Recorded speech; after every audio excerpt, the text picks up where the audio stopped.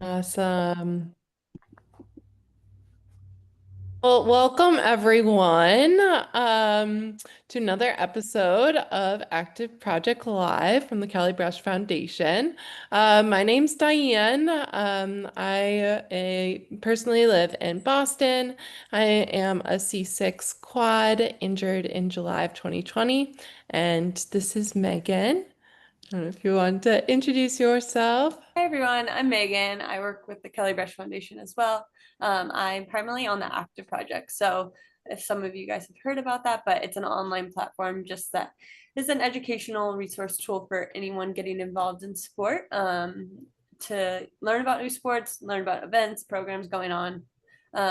There's also a bunch of features on there too for people that are really experienced in the sport, classifieds, grant finders, stuff like that. So, that's me.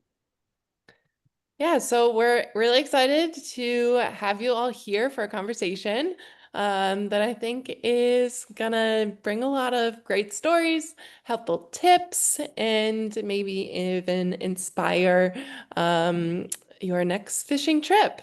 So last year, the Kelly Brush Foundation, in collaboration with the United Spinal Association, started this virtual discussion group series focused on adaptive sports and recreation. We meet bi-weekly every other Tuesday at 5:30 Eastern Standard Time, and the hope is that it provides a platform for adaptive sports enthusiasts to engage in lively discussion about various recreational activities. So actually, do you want to pull up and share your screen the active project for our Kelly or for the fishing page. Um, and so the Active Project is our digital resource for all things adaptive sports and recreation, where you can discover sports, find places to try them, connect with peers.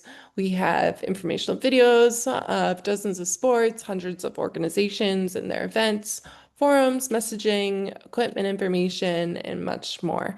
So you can take advantage of all those resources and sign up. Um, we do record these sessions or these discussions so our community can check them out later and learn from all of you experts. But yeah, you're looking at the fishing page. Wanted So to add on too, we just added on a few educational videos, and all these videos, um, a few of you guys on the call have really helped us out build these in-depth videos, but the Active Project live recording will also be placed here. yes. Um, and here you'll see equipment, yeah, like Megan If said. you log on, you can see the member map of all places that you can recreate and places that you can meet other users. Yes, that too. But yeah, these equipment that that Peter has made himself. There's boats of that Stephen has lended us and took us out on. I was recently just with in Montana and loved fishing with you guys and getting out on the water. So yeah, but tonight we're diving right into the world of adaptive fishing. And so we're going to cover how to get started, where to go, what gear to use, and most importantly, how fishing can connect us to nature, each other, and a deeper sense of purpose and independence.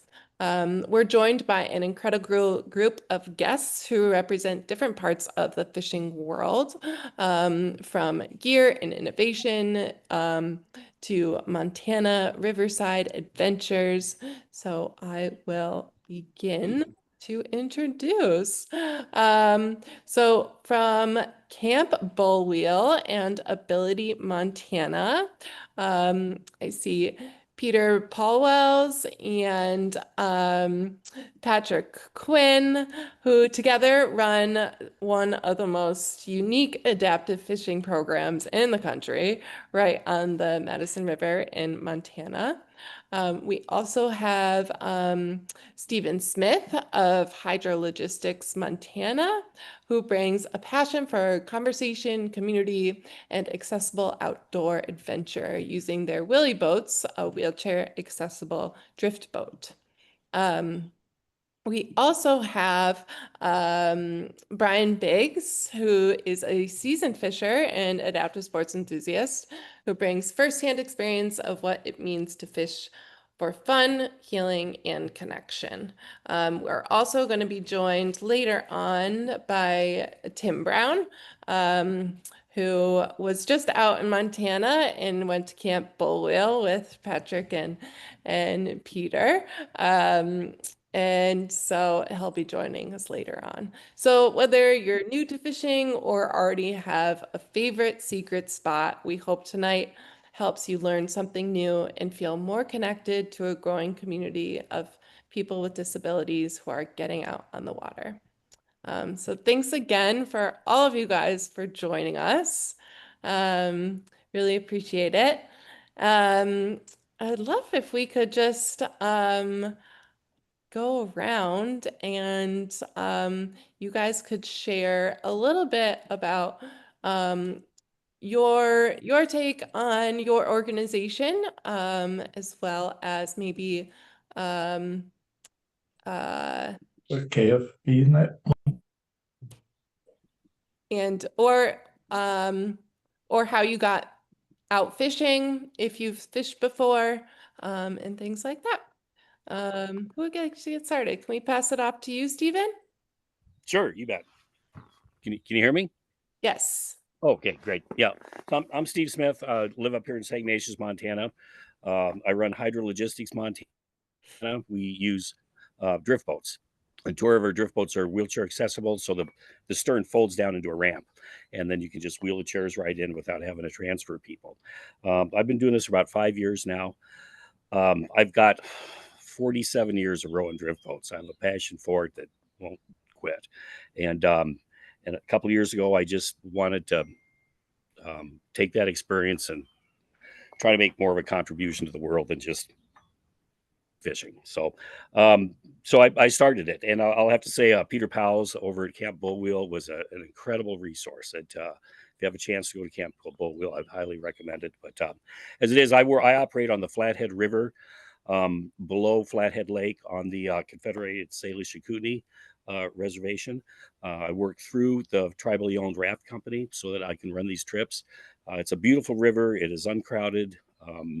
The fishing is good. We've got all the trout, rainbow, brown, and cutthroat trout, along with smallmouth bass and some really, really good pike opportunities. So that's what we do. Yeah. Thank you. Yeah. And I've heard great stories of yours, and I want to get into that in a little bit. Patrick and Peter, can I pass it off to you guys next? We're out in Montana on the Madison River, and we started this program 8 years ago, but it was born out of another program that we started in 1989. And that program was born out of just fishing with our buddies in college back in the 70s. So we've always wanted to figure out ways that we could get out and fish efficiently with our buddies who have a disability. And this is the culmination at this point of what we've achieved, but there's still a lot more to do. And we want to continue to get better and better at it. We do have a bunch of adaptive athletes that are doing really well with the fishing gear that we have at this point, but we see room for improvement.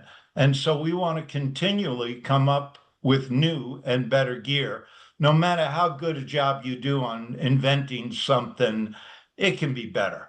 And that's what we want to do. So we've got a guy going out on Thursday, and we're discussing adapting our adaption so that it fits him even better and makes him more versatile on the water.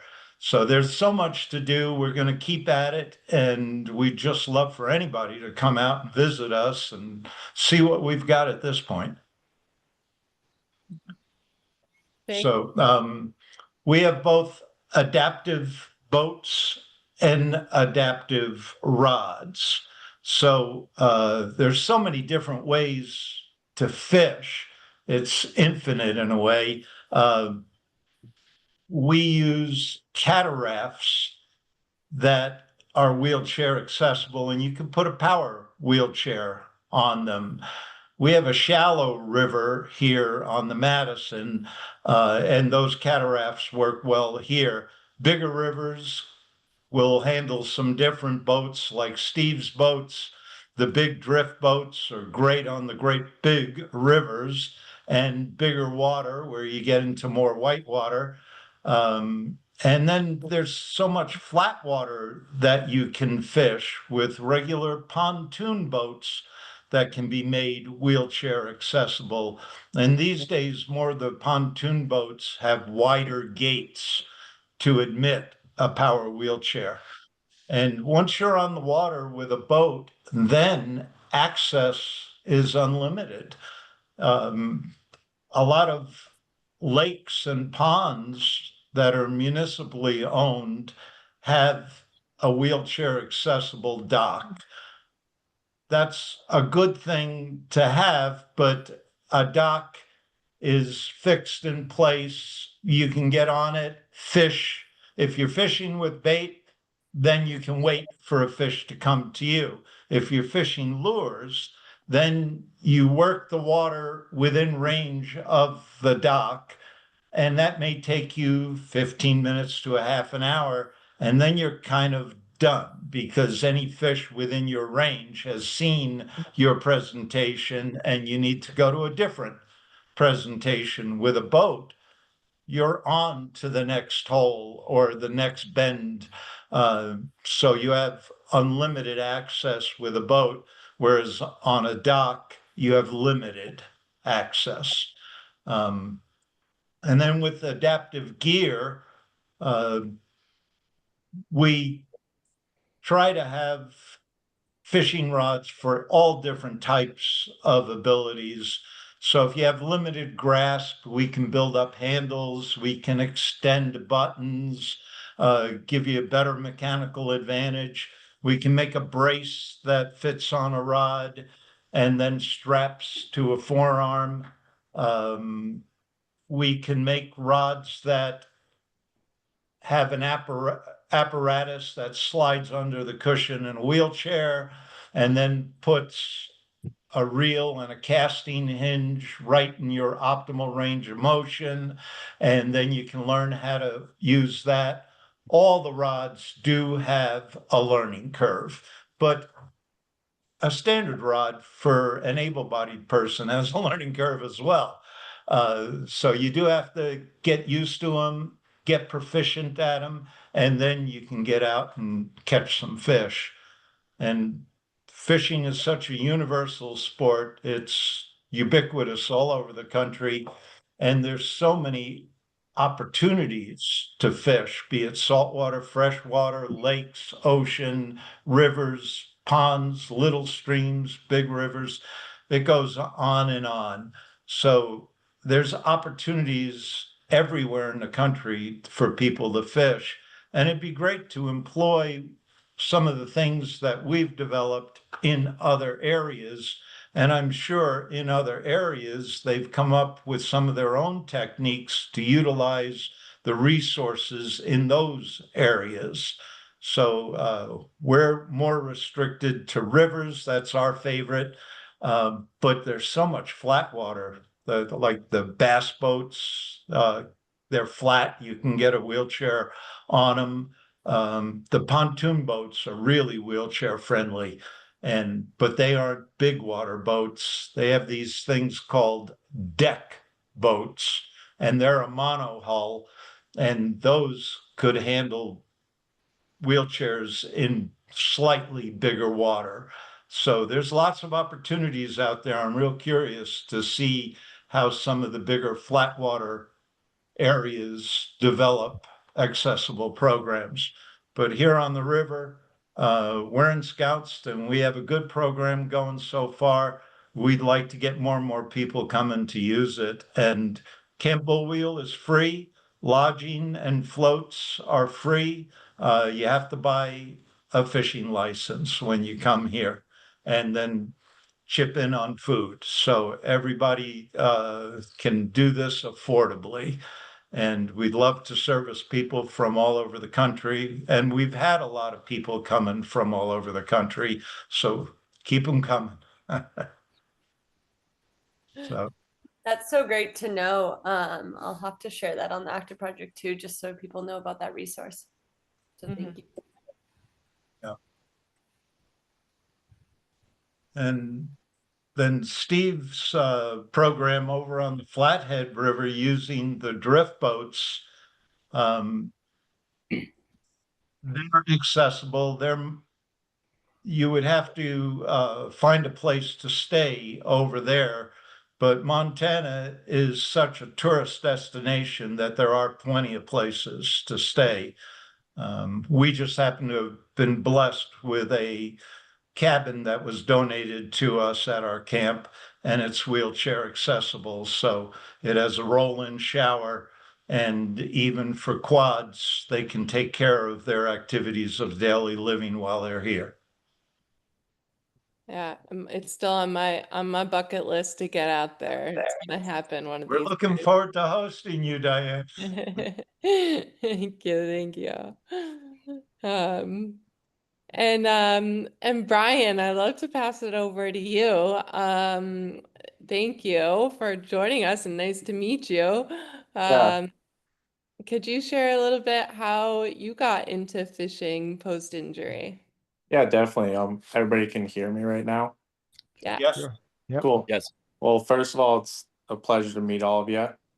So I'll just kind of tell you a little bit about my story. I grew up fishing down here I live in like Vail, Colorado area, and started fishing at a young age and just kind of consumed my life in a sense. And actually ended up moving to Bozeman, Montana to study fish and wildlife management and was living there for about 5 years when I got injured back in 2022.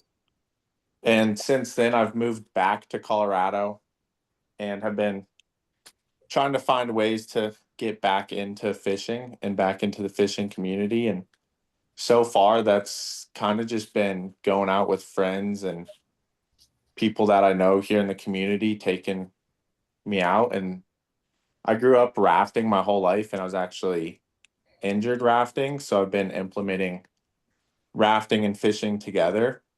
And so, like, for me, the setup I've been using is just a regular raft, like 14-foot normal standard raft, not a catamount, not a drift boat. And since I'm a quad, I'm in a power wheelchair, but we transfer me into my manual wheelchair, which is like strapped to the frame, and we're able to get me in. And I've been able to go on lots of fishing trips so far down here in Colorado, and still trying to figure out like the best systems. Like, it's always kind of changing and adapting to what the best rod setup's going to be, or the best way to cast, or how to fight a fish. Like, still trying to figure out, for me at least, being a C5 quad, I have like restricted motion, obviously. So I'm still tinkering with like the best ways to fight a fish, or how to deal with the line when fly fishing, and trying to find, always looking for different systems that work better for me, and kind of just tinkering with things every now and then, to create the best system. But yeah. And what kind of a rod are you currently using? Like, so I've been just using a standard rod lately. But I've tried like Tankara rods a Yeah. lot too, just to like eliminate the reel and line management, Yep. which definitely helps with getting better cast, lighter rod, so my arm's not getting tired as quick. And just eliminating the whole line management makes it a lot easier. How long a 10-car rod are you using? I've tried a few. I've done like 10 foot. I have a buddy that has a longer one. I think it was like a 12-foot 10-car Okay. rod. Yeah, Yeah. yeah. And then what rivers are you running? Yeah. So I've mostly been running the upper Colorado and Okay, then the Eagle River yeah. just right out my And back door. So so like Twin Bridges down to Catamount? yeah, you know it. I did that the other Yeah, day. yeah, that's ideal. Yeah, it's And how's the perfect. fishing this year on it? It was surprisingly really good the other day. It's Okay, it's starting to get a little hotter out, so but there's just that lower section, there's not as much fishing pressure, so it always seems to work better for me down there, you know. yeah, and even below that, there's a couple of runs. Yep, So, definitely. yeah. And have you tried the Roaring Fork? I have not made it over to the Roaring Fork yet, but That can be decent. yeah, Then also the Colorado below Glenwood, yep, past all the whitewater, that has some decent fishing in there too. So there's a definitely. few other places to try. Have you tried the Arkansas at all? I haven't fished it. I've rafted it, but I've yet to Yeah. go There's fish that one one. run just above Salida Yep. that we use, and no real rapids in there and decent fishing. So that's another resource you could try. Have you guys come down and done adaptive fishing in Colorado? Oh yeah, our program started on the Twin Bridges to Catamount run. Oh, awesome. Yeah, so and we had a setup there for a couple of years, and then the property here in Montana became available, so we moved it up here to Montana. Very cool. So, and we had a sweet setup with a rancher who stored all our stuff for us. And that made it really easy to have everything there at the river because it takes so much gear to Yeah, really do an effective program because you have so many different types of rods. And then we had several different types of boats.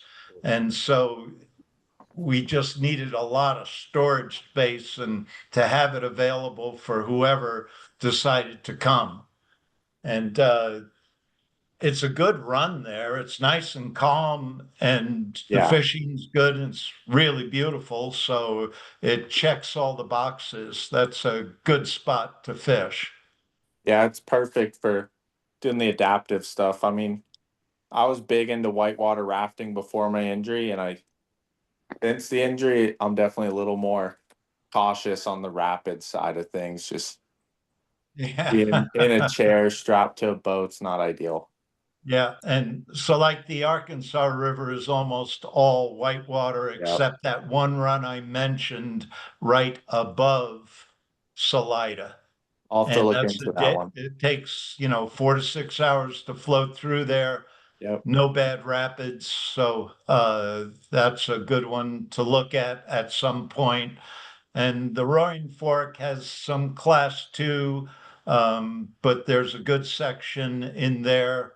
The Colorado below Glenwood is easy. You yep, can catch fish there and it's an easy run. So there's more than, you've got plenty of water around, so that'll be fun to definitely. go and explore it all.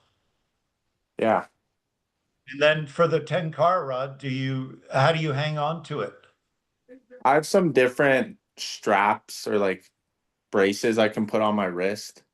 And then I've also just used like Coban tape to help just basically tape it on if I Yeah. need a little extra. Um, Let me show you what we do. Yeah, definitely. You bring up a great point though earlier on where I feel like especially as you're just getting back into fishing or even just starting fishing, it's a lot of trial and error in terms of like what adaptation will work best for you. And even like I mean Peter mentioned this a little too, like there's always a learning curve, whether you're adaptive fishing or not adaptive fishing, I think.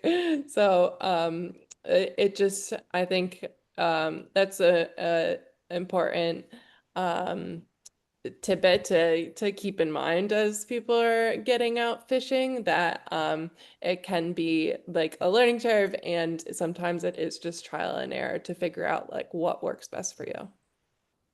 Definitely.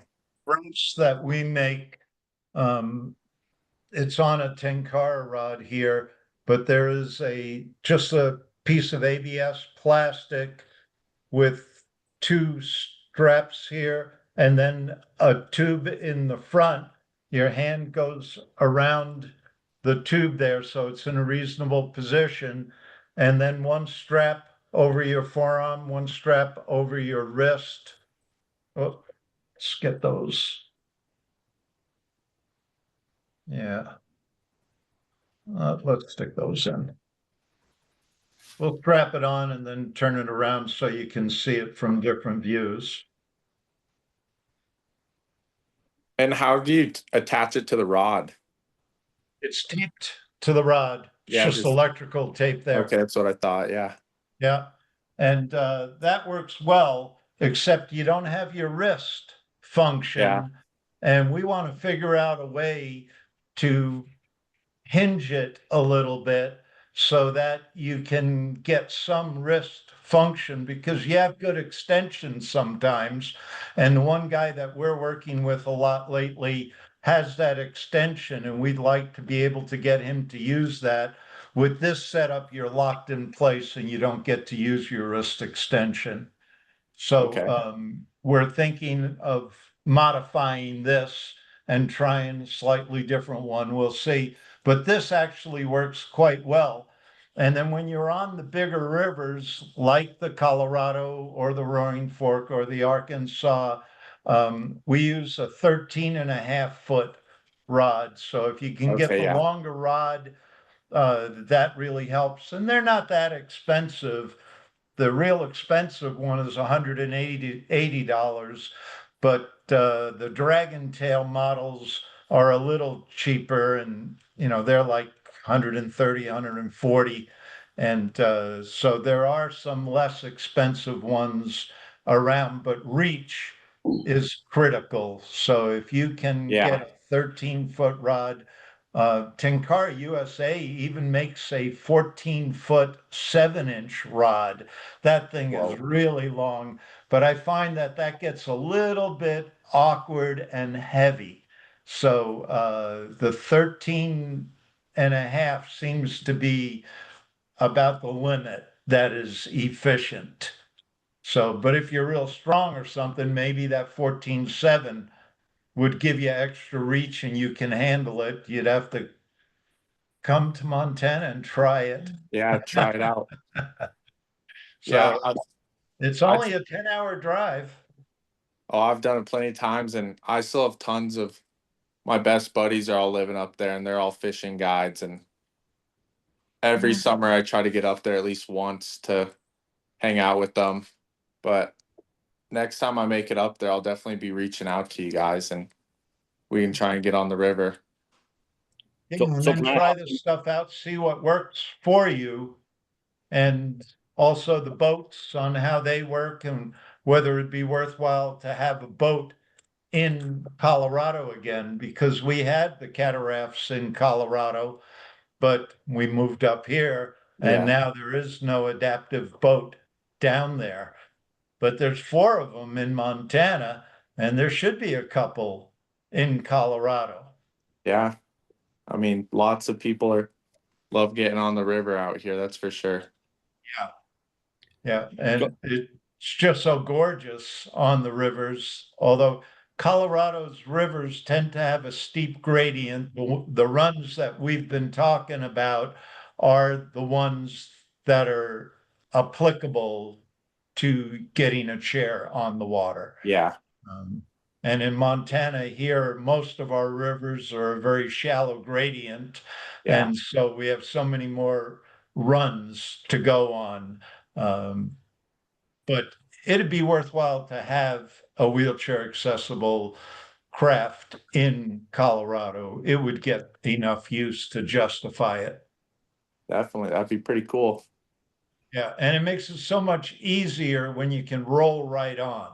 Mm. Oh, that would change my mornings. It's definitely a Yeah. hectic transfer of getting me out of my getting me out of my power chair down into a raft. It's a little I'm sketchy curious to sometimes. see. I'm curious if any of the programs out in Colorado have one. I'm surprised they don't. When you're saying that they don't have one in Colorado, I'm like, wow, that's insane to not have one in Colorado. You, Oh, you when have we were there, Oh, there Stephen, were was you? one, but Sorry, we one sec. left. That's all right. I feel bad. I you know. have you have to have people that are willing to row that boat, and a Mm. lot of people are uncomfortable doing it. So Mm. Right. And the it really is. I bigger mean, the I boat, find it- yep. With a bigger boat and a heavy load, you need really skilled oarsmen. Mm. So yeah, you can't risk much. You have to and be on the this is conservative kind of. side. I had this conversation with Diane. I think at the bicycle place we had the Mhm. gathering at. But you know, it's you have to look at risk and consequence, right?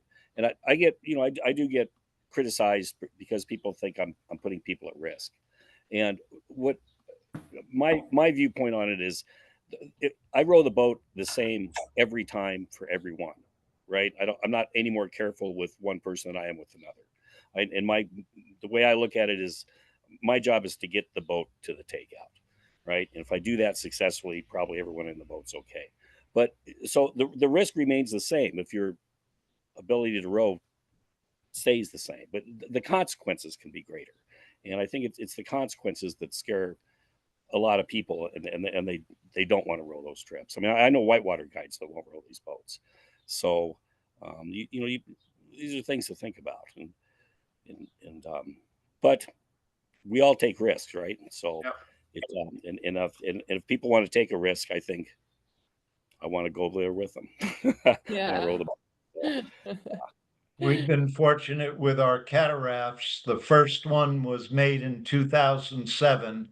So we're coming up on what, 18 years here, and no problems yet, but every trip is a potential problem. So we try to be as cautious as possible and really know the water that we're floating. And we only go on very calm runs for any first timer. We do have guys that are very adventurous and they want to go on the white water. So for those guys, you know, they've been on multiple trips, they're ready to take it up a notch, and we do go on some more challenging water, but never on a first timer, and it takes experience. So we do have guys who like a more challenging float, but never on first timers. It's very conservative as you're learning. I'd like to throw in too briefly on risk. I chat about this a lot in different forms, but risk is a beautiful thing because it adds a little spice to life. And I think we all Yeah. deserve a little spice in our life every once and Yeah. again. And I would encourage everyone to say, okay, risk is a reality. You know, none of us are making it out. Risk is a reality. So no matter what you're doing, whether it's fishing, I encourage people to start learning and being curious about their own experience and not just trusting these groups that you're going to, because you're trying to build a relationship with someone. So I said, no matter what activity you're going to, if you say, hey, I'm a little nervous about this, or I don't know about this, I'm not nervous, should I be? What are some of the hazards? How do we mitigate these hazards? How likely are these things to happen? You know, have conversations that show that you want to learn, not only just be taken down in a Disney cruise, but understand that engaging in risk to the best of your ability is part of enjoying the outdoors. So that's my little pulpit for the moment. But I encourage you all to ask those questions to whatever you're doing. Yeah. A good point. I feel like the sports that majority of our community are involved in, it's not just easy going and safe all the time. You know, we all like the thrill of sport. So definitely, I think it's also nice that instructors in this world are able to kind of educate others about that, with this sport being so unknown to so many as you get involved. So good point on that. Then a lot of times guys that use power chairs end up being in their power chair most of the time, and their manual chair may not be as up to date. So if you leave your seating system behind, that's a risk. And if you're using a standard life jacket rather than an inflatable life jacket, that alters your position in your seating system. That's a risk. So we have lots of things to consider when we're getting on the water, and we try to address all those issues. And the same thing with the rods themselves, wear points. So you can chafe your skin using an adaptive rod. So you try to be aware of that. And then fatigue, you're using muscles in a different way. You may have one particular muscle you don't use a lot, but then in casting you do use it, and then you overdo it, and then you're no good the next day. So there's lots of things to be aware of. Altitude or sun, there's so much to be aware of when you get out. And we try to cover all of that, but sometimes it does catch up to us. Someone gets sunburned or Very they true. just overdo it at altitude, and then they're out of the game for a few days while they recover. So I want there's to risks, save but it there's so just many so rewards. since we have 20 minutes left. Saw some people pop on, and I just didn't know if anyone has any specific questions they want to ask. As we have some very talented people on this call, I want to make sure that we either get any questions answered or anything left. So if you haven't shared yet, David? feel free to pop on. I think it is. Yeah. Aha, there he is. Oh, hey, He's traveling to pick up yet another trailer. Hey, Dave. David. Hey guys, how's it going? Good, I don't know if good. Thanks for Peter. turning in. Yeah, Peter, did you tell him about that invention you made called the Fishinator? Oh, no, we didn't get to the high quad rod. So What's that? we made a fully automated rod that is controlled with a quad stick, and a quad stick is a computer controlled device, or a device for controlling a computer for video games. And we adapted that device to controlling a fishing rod. So the fishing rod is in a box that you mount on the corner of your boat. And then by sipping and puffing on 3 different tubes that are attached to a joystick, you can control the rod just with mouth movement. And so you can cast variable distances, you can retrieve at variable speeds. And then there's a relationship between the oarsman and the fisherman, because the oarsman rotates the boat and the sip and puff quad times the release to hit the hole. And it's one of the things I just love to do because it's teamwork. And when we What is that catch a one called fish, we again? Just caught it curious. together. It's really fun. Yeah, What what was is that? What is that rod called? We nicknamed it the Fishinator, Oh, so and it's a high quad rod, but we haven't used it for a while. We made it for Chris Clasby here in Montana. He's a high quad, and we had an old sip and puff rod at Craig Hospital years ago, and then it was a basic rod. It only casted one distance and it retrieved at one speed. and we expanded the capabilities with the new Fishinator, but it is not at the level we want it to be. And right now, we don't have any high quads fishing with us to drive it forward.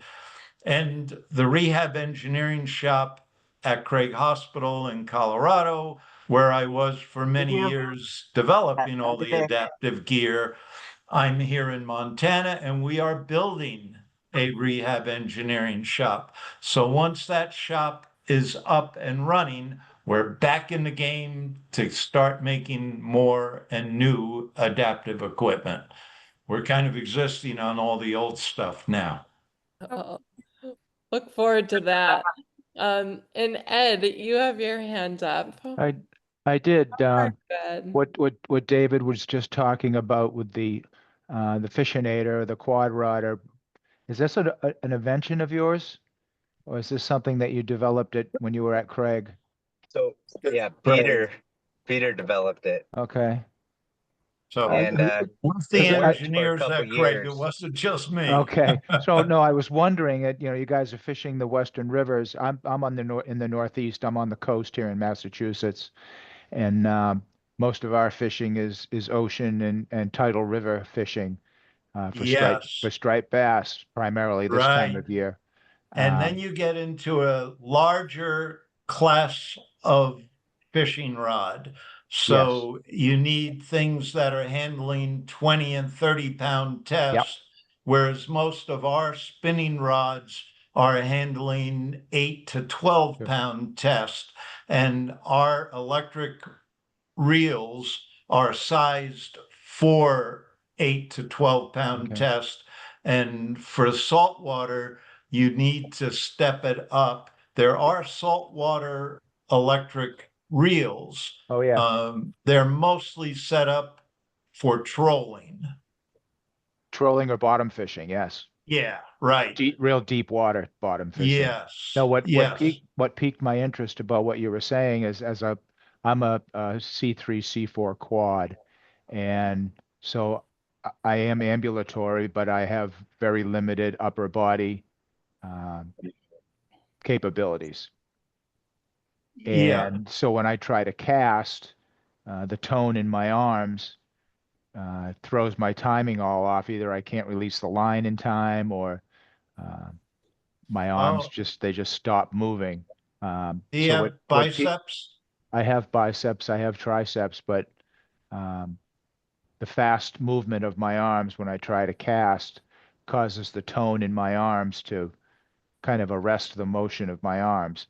So Okay. I was wondering if it sounded like you had developed a casting device. I know you're fly fishing primarily, aren't you?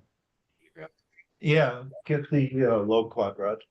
So Um, does this gadget do your back casting and your um, line stripping all for you? this is a spinning rod application, Okay. and it's using Zebco reels, closed face reels. So you're limited to like 12-pound tests. That's cool. And hold this up so they can see it. Oh boy.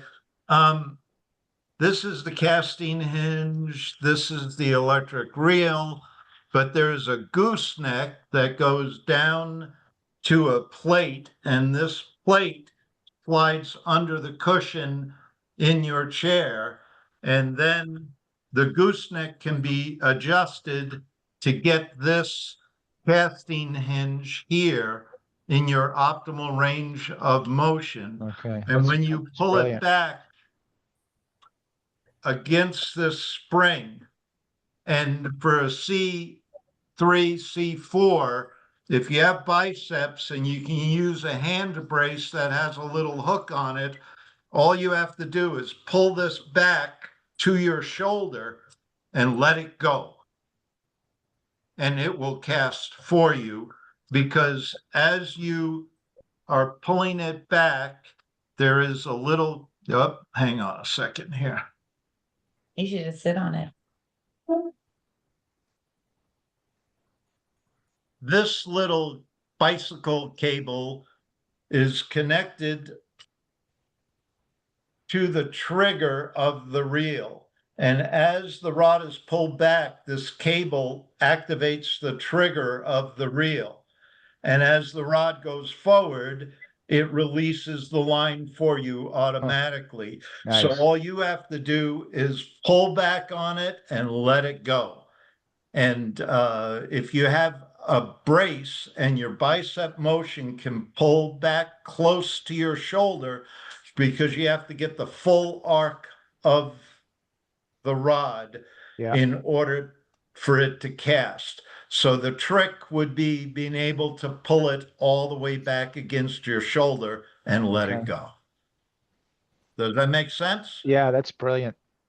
So this was developed by a quad in Tennessee in the 90s, and we rebuilt it in a different configuration to get to this point. But it's the casting hinge itself has been around forever. And That's what so it's called. It's called a casting hinge. that's what we're calling it. Okay. And I forget the original name of it. And it's no longer available in its original configuration. When So you start this shop of yours, Peter, is this going to be available for and purchase? I still have a half a dozen of these things available. When I first made them, I made, I don't know, a couple of dozen of them. So I still have a few left over. And when I first made the electric reels, we made 50 of them. So we still have like a dozen of those in storage. They're available. And anybody who comes to Camp Bullwheel, sometimes you go home with one of these. So And we're it just sounds wanting like you them have to to be go out to used. Montana. It does sound that way, doesn't it? Yep. So Yeah, start saving up for the plane well, fare. I'm blessed here in the Northeast. My brother-in-law runs a charter fishing business, and Oh, so he takes me striper fishing. But one of the things I really miss is being able to cast into the rocks and work a topwater plug. yes, To yes, and that to is so much elicit fun. that's the best fishing there is Yeah, for me anyways. yeah. Um, Now, and that if you can get away with 12-pound test, I can. Yeah. this rod could kind of get you there. It How would about be if you really put curious. how about if you put a braided line on there, a spectral Braid is line? very limp, and the little pin that Uh-huh. retrieves the line doesn't Yeah. grab braid Okay. very well. You're Okay. pretty much stuck using Stuck with mono or mono. Okay. fluoro. Yeah. Yeah, so that it's too bad that it doesn't work real well with braid, Yeah. because then it would get you there, but Y- y- still You'd get the higher the test line with the same diameter. yeah. And then also the reel overall is smaller. It just doesn't have the guts Doesn't have the to stay. drag. You Yeah. get a big striper on there, it's just gonna burn it up. Uh-huh. I'm So, gonna but it try might be anyways. worth it. It's not very hard to upgrade it. It's not very hard to get a new reel and a new motor and then just attach it with it has a little more power and can handle a braided rod, a Okay. braided line. And they used to make little bigger closed face spinning reels, and I just haven't been in the game to check them out lately. We're working mostly with what we have, but once we get our rehab engineering shop up and running, which is still a year or two away, we're still raising money. We have part of the building up, we have a concrete floor, but that's as far as we've gotten so far. We're still raising Well, money. it's a start, Yeah. Yes, it is. Good. Someday Good. we will get there. right? Baby steps. That's right. Right. But it needs to happen. Thank you And for we are introducing me committed. to that. That's an amazing tool. It it is functional, but again, there's a learning curve with it. Sure. And does it fit your body? Right. Right. So, yeah. And you can find out by coming to Montana. I know. Put it on the list. Well, Ed, this video is recorded, so if you want to look Yeah. at the setup of this after, Right, feel right. free to watch it, and then because it's something you Okay. definitely should get into. I think that'd be awesome. Hmm. Yeah, I can drift fish and, throw toss a piece of bait down and let it drift down on the current and hold the rod and fight the fish, but I can't cast, and I really miss that. Yeah, yeah. And I'd be very curious to see how it might work for you. We had a kid out of Virginia, a C4, and he managed to make that work with a hand Yeah, brace. And I'm curious if you might be able to achieve it I as well. I think I could.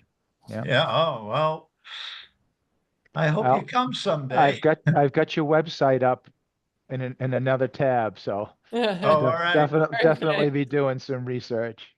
Yeah, good. That's Because Abilities Montana. That's you guys. yeah, that's our parent Okay. organization. We just transitioned Camp Bullwheel to Ability Montana. We started out as our own small nonprofit Okay. as Camp Bullwheel. And since the guys who started it with me, we're all in our 70s.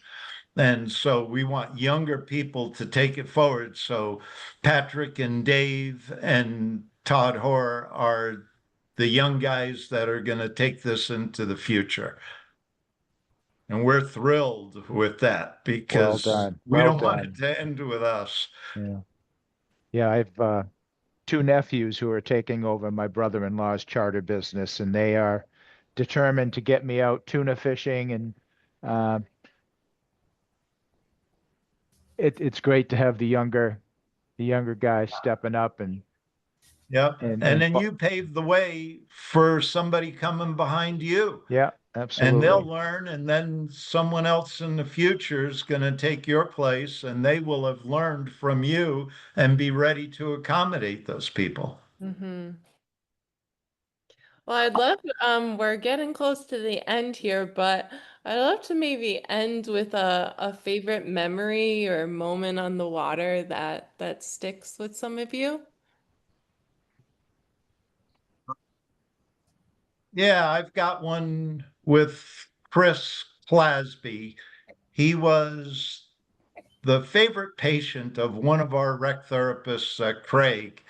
And one day we were upgrading the sip and puff rod, not to the Fissionator level, but just a small upgrade. And the old sip and puff rod was in the corner.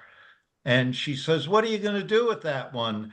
And I said, "Well, it still works. We can have it as a backup." And she said, "I know this guy in Montana.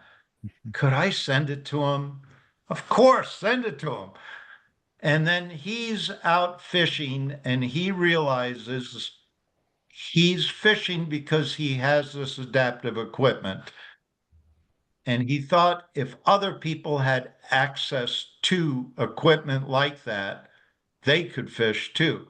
So he wrote a grant and he got $450,000. Wow. And then he came back to me and he said, "I'm the guy you sent that rod to. And I hear you make all kinds of adaptive equipment.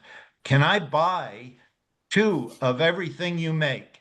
And that was the genesis of Montech here in Montana. And they make adaptive equipment of all kinds available to people on a free loaner basis so that people can either use sports equipment or computer equipment or household gear, whatever it takes, they have it all available because it's so expensive to try stuff, but they have it there free for you to try.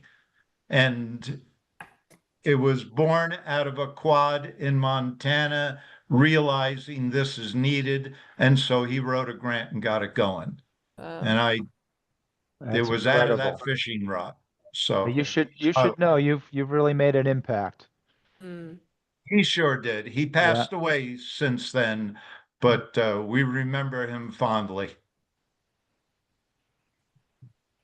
Oh, this night has been so nice to share all these amazing tips and suggestions.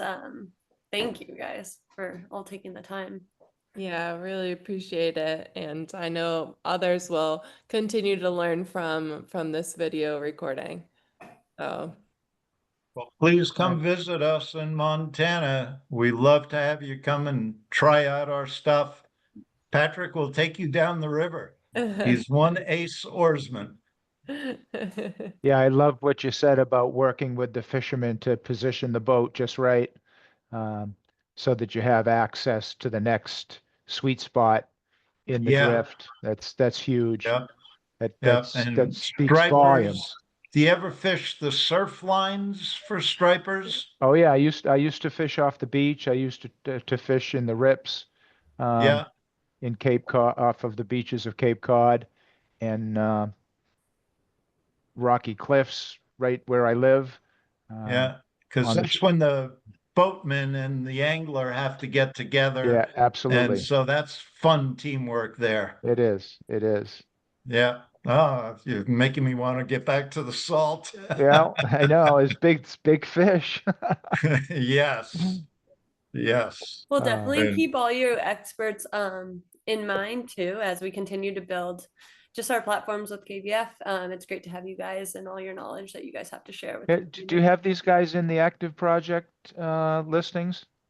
Their program is listed on the program Okay, page. good. Yeah. Another way to find it. Good. Yeah. Well, and thank you. our videos are on the active project. So Yeah, they have great videos up online. And we're starting to make more videos, so we hope to have more things for you to see and then Yeah, get the sure. idea of how we do things. Yeah, Listen, share them guys, along. I have to peel off for dinner, so I'm gonna say good night. Thank you all for your time. Megan and Diane, thanks for hosting.